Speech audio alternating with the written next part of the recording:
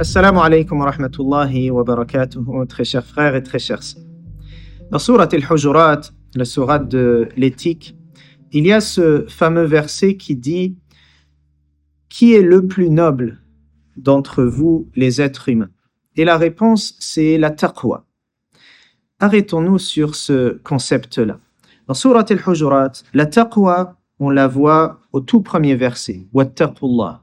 On la voit ensuite au verset 3, lorsqu'Allah Azza wa Jal dit « Alladhina imtahana Allahu qulubahum littaqwa » Les cœurs sont éprouvés au niveau de cette conscience intime de Dieu. On l'a un peu plus loin lorsqu'on dit « Wattaqullah, inna Allaha tawwabur rahim » Et dans le verset par lequel on a commencé « Inna akramakum indallah atqakum » Le plus noble d'entre vous est celui qui a la taqwa la plus élevée. La taqwa revient à une multitude d'endroits dans cette sourate pour nous dire que l'éthique, elle est liée fondamentalement à cette conscience intime de Dieu. Pourquoi est-ce que je vais respecter un code moral particulier? Parce que j'observe le regard de Dieu sur moi. At-taqwa, si on veut rendre ça bref, c'est je suis conscient pleinement dans une attention telle que je suis pleinement conscient que Dieu me voit, que Dieu m'entend, que Dieu est avec moi. Dieu me voit, Dieu m'entend, Dieu est avec moi.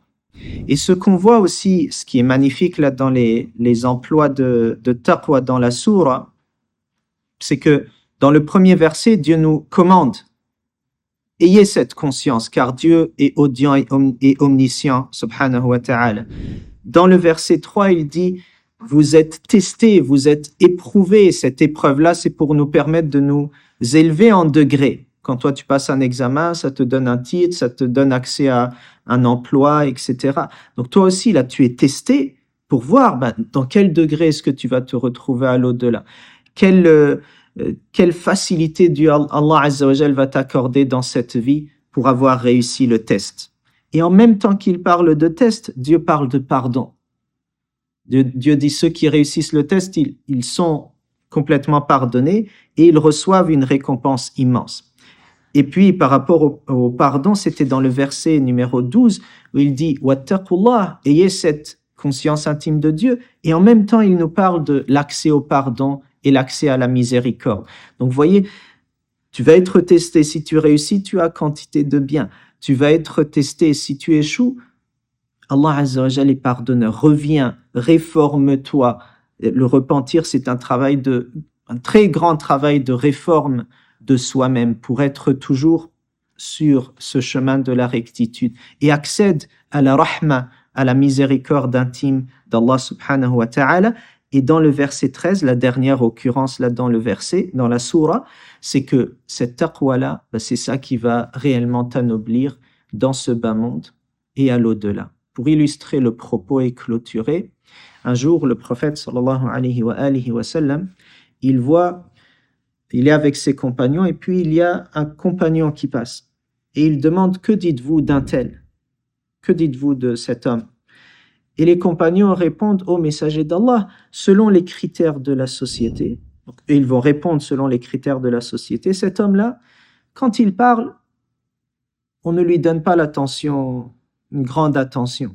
S'il demande la main d'une femme en mariage, on ne va pas s'empresser de la lui donner ou de faciliter cette union. Et le prophète ne dit rien. Puis une deuxième personne passe. Il dit « Que dites-vous d'un tel ?» Et même chose, les compagnons vont répondre selon les critères de la société. Alors ils disent « Un tel, lorsqu'il parle, tout le monde l'écoute.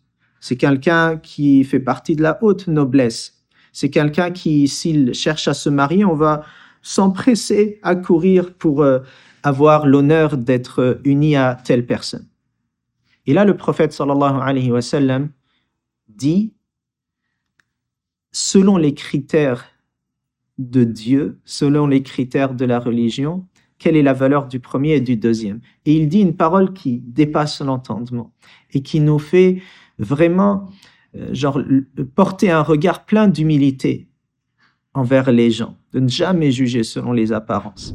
Les deux étaient musulmans Et le prophète alayhi salatu wassalam dit, eh bien, sachez que auprès d'Allah, dans la noblesse là dont on parle, la taqwa qui fait de toi l'être le plus noble, le premier vaut la terre entière remplie de gens comme le deuxième. Que Dieu nous permette d'atteindre cette noblesse-là à travers la taqwa. Assalamu alaikum.